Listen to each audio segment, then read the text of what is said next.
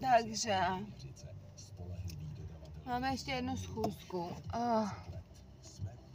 Vstávala jsem v 7 ráno. Nevím, jako...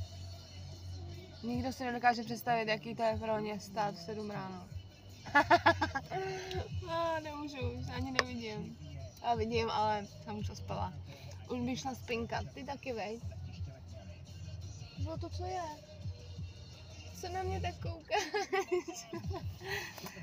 Aj, vydrž chvíle, už pojedám.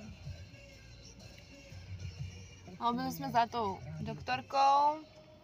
Já jsem tam odevzdala už to, byl na tom očním, byl na ušním, že jsme jí to tam všechno odevzdali, on si to okopírovala. Pecka, no, Lidl.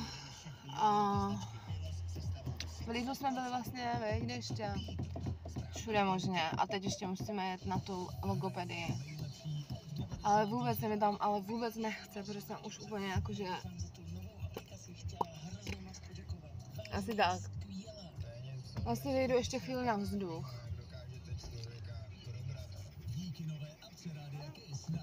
No.